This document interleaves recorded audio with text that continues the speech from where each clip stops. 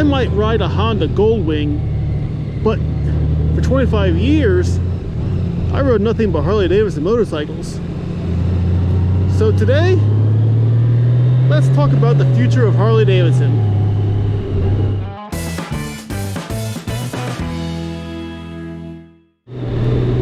Hello everybody, my name's Mengy. Welcome to the Moto Mengy channel. I read an article today about Harley Davidson and their stock, how it's been free-falling for the past 6 years, and how their analysts, experts and stuff are saying downgrade and all that stuff, and how Harley's not doing so well financially. Their sales are declining. They're losing market share to competitors, slowly but gradually.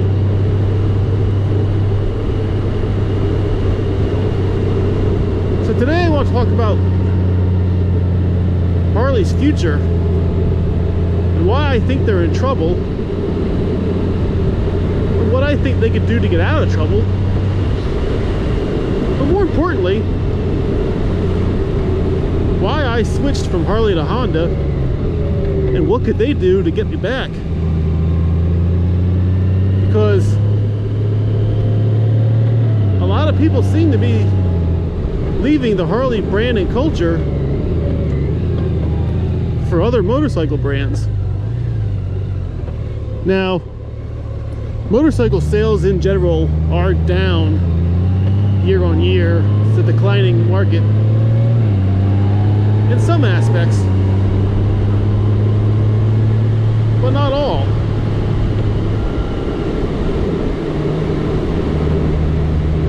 But part of the problem Harley's facing is their style of bikes aren't appealing to new riders.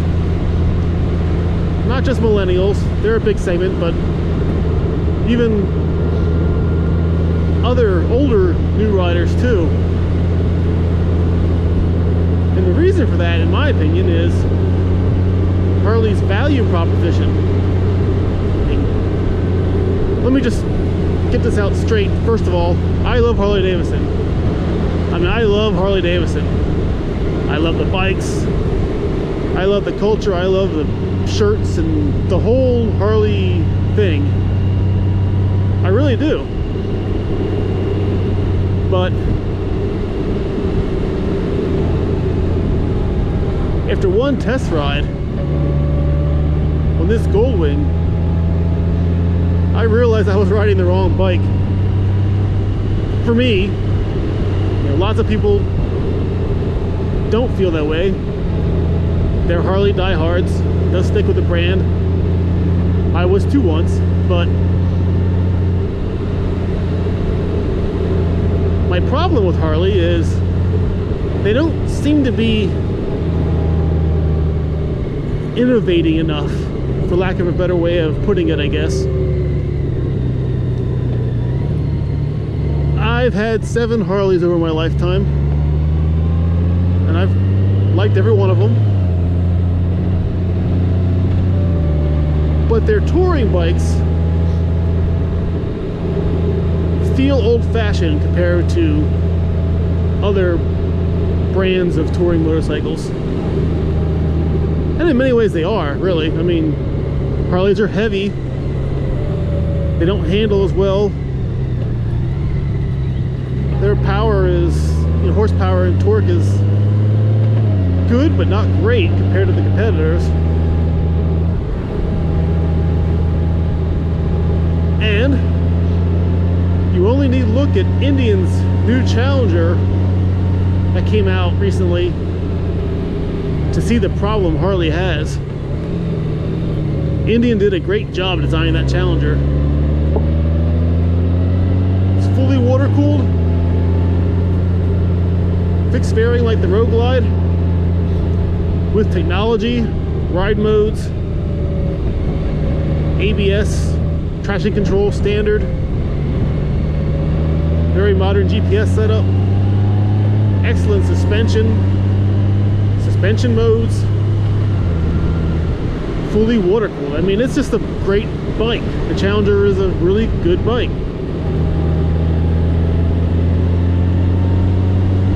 I have two people I know who are going to be buying Challengers. They're selling their Harleys and they're going to Indian for the first time ever, just because of that one bike.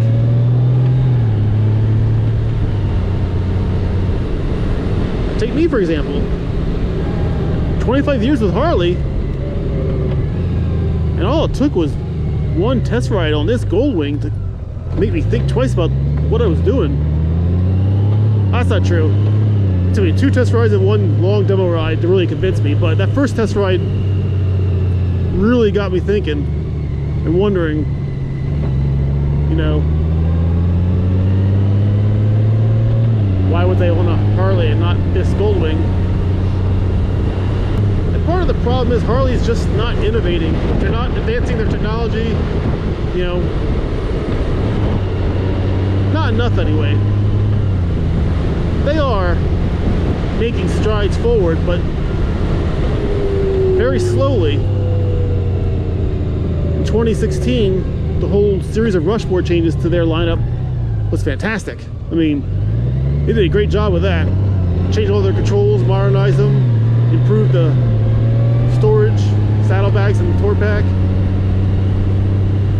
put the infotainment center on the bike. That was a good move. But they're falling behind again since then. Other bikes have ride modes and ABS and traction control standard, electronic windscreens that can be adjusted up and down on the fly, all kinds of features. You know, this bike came standard, heated grips, heated seats. It's just Harleys aren't keeping up. Now, are there some things Harley does really good? Yeah, definitely there are. You know, Harley's fit and finish are fantastic. Their paint is excellent. In fact, I think their paint's some of the best in the industry, to be honest. I mean, they offer good colors, good variety of colors, but their suspension is outdated. Their engines are, you know, they're still air-cooled engines. And they get larger every year and they run hotter every year. Now, my 2016 had the water-cooled heads. It was better, but not a lot better. A little bit.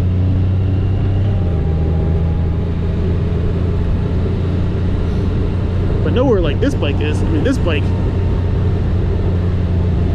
I've read this in 100-degree wet temperatures and it just doesn't throw any heat at all. Not on me anyway. It does off the sides of the radiators, but you don't feel it. I think Harley's just moving too slowly in the market. For example, take the new bikes they have coming out. Street Fighter, the Pan America, so on. They announced them like 2 years ago,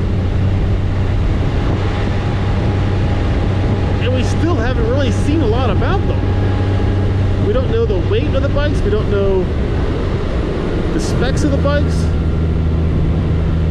No one's ridden them yet. I mean, what's Harley doing? You know? What are they waiting for? Why are they taking their sweet old time?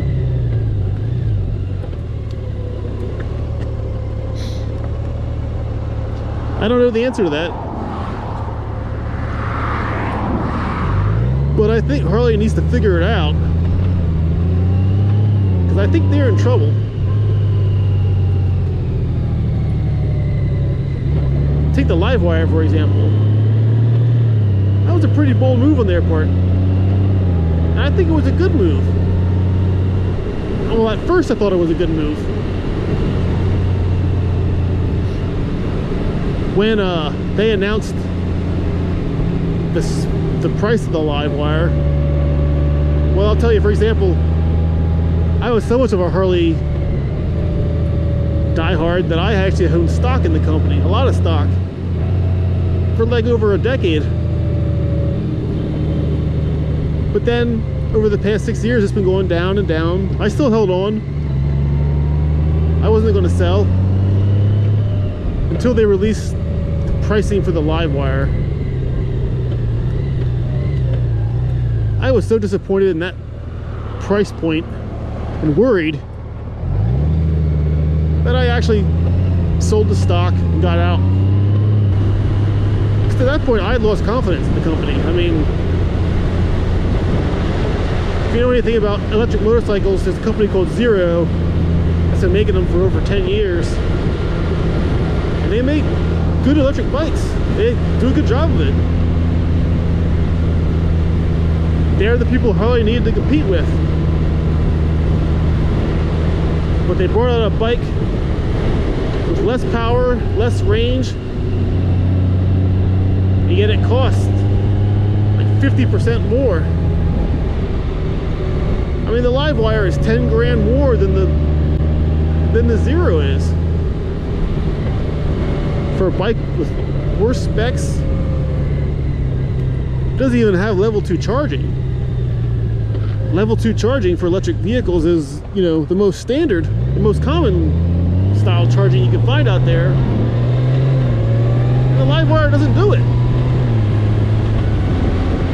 What the frack was Harley thinking when they designed that bike? And why is it so expensive? I mean, do they want to sell any of the Livewires? I would think they would. And I'm afraid to see what the Pan America's price is going to be. It's a bike I'm actually interested in. I would like to have an adventure bike for a second motorcycle. I'd love to get the Harley Pan America to have that, but I'm terribly afraid they're going to come out at a price point that's just absurd. Like the Livewire. I mean, you could buy a Honda Africa Twin, fully kitted out, for under $20,000 today. For well under 20 grand. Will the Harley Pan America compete with that? I dearly hope so, but I doubt it will. Will the Pan America have an aluminum frame, or will it be heavy and steel tubes? You know? Will it be top heavy? Will it feel balanced?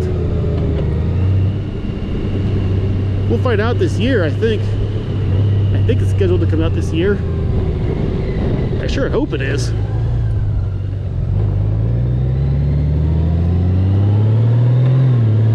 But yeah, I'm worried about Harley. I think they're slipping. I think they're falling behind.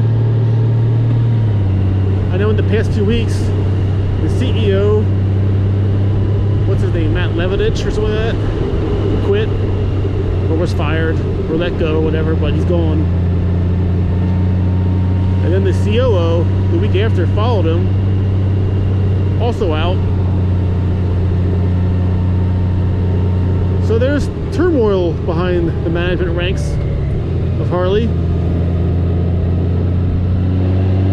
Maybe that's a good sign. Maybe they'll start doing a better job. I don't know. But something's got to give. Something's got to change. And yeah, that might sound odd with Harley still having more market share than any other motorcycle brand out there. They still sell more bikes than anyone else. That's a fact. But they're declining. That advantage is getting smaller and smaller every year. The other brands are catching up more and more every year. And if Harley doesn't change something, that's going to turn around eventually, where they won't have the majority of the market share. They won't sell more bikes than anyone else.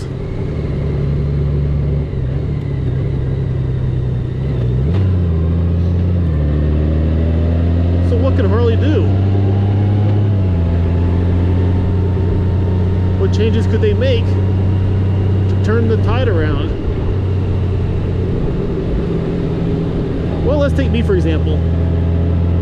I traded my 2016 Road Glide Ultra in for this 2018 Honda Goldwing Tour with the DCT.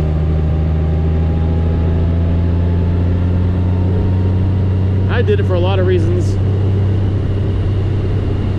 Mainly, I'll try and summarize it shortly though. Features and ride quality. You know, when you boil all the reasons down, that's what it came to. Features and ride quality. Harley has better paint and fit and finish than Honda does on the Goldwings. You know, that's the paint on this Honda is kind of soft, to be honest. I don't really like it so much. But I don't ride motorcycles that look pretty. I ride motorcycles to ride.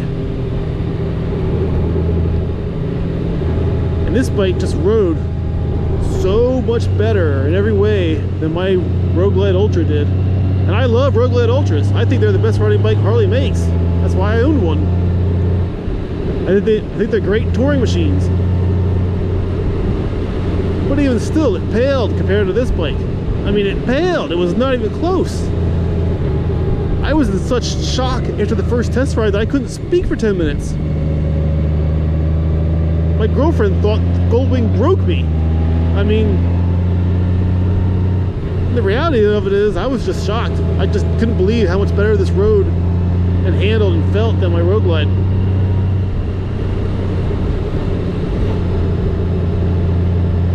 And I think Harley needs to,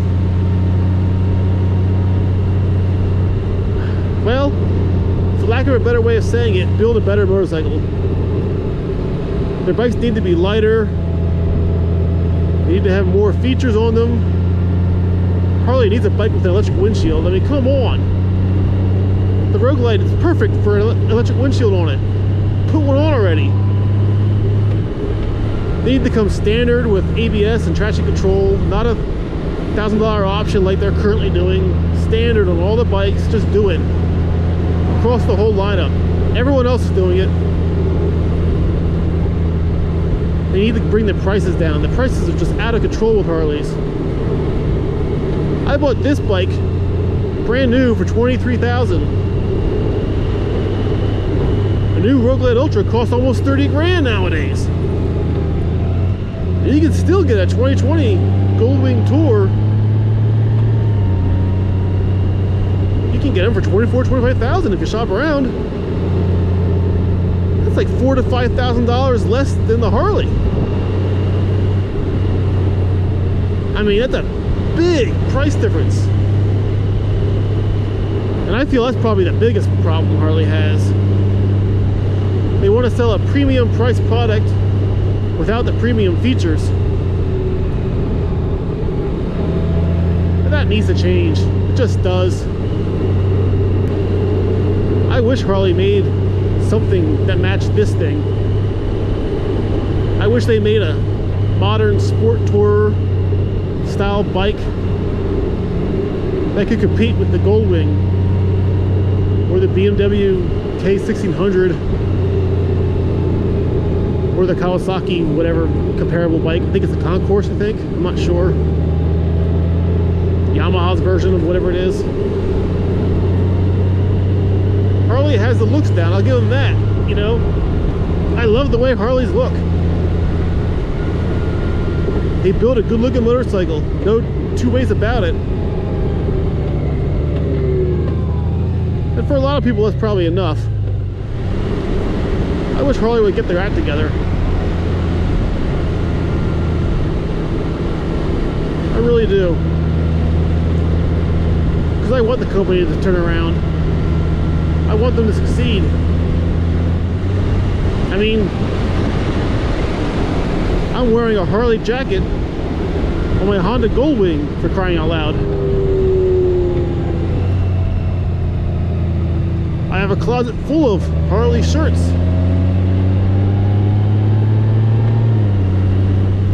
I don't want them to fail. I want them to do good. I want them to sell bikes. I would love to be able to go to my Harley dealer and trade my Goldwing in for a Harley bike that I wanted to ride.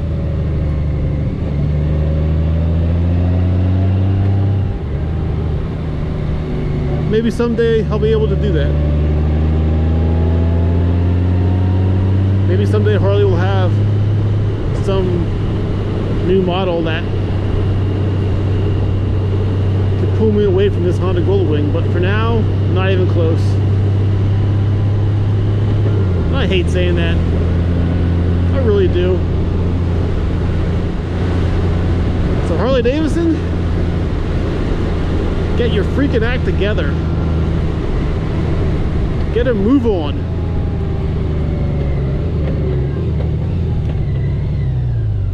Do something. I don't know. How might I come across as kind of a down note? But honestly, I am depressed about the Harley situation at present. It makes me sad.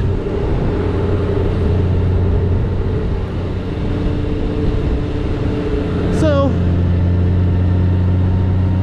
if you like my rant, hit the like button, subscribe please, all that stuff. If you have any comments about the Harley situation, problem, comment down below. I'd like to hear it, other people's opinions. I think the majority of us do want Harley to do well, to do better. And I think a lot of us are wondering why they aren't right now.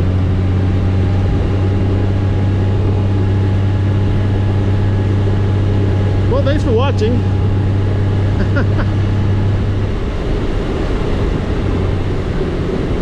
Ride safe. See you next time.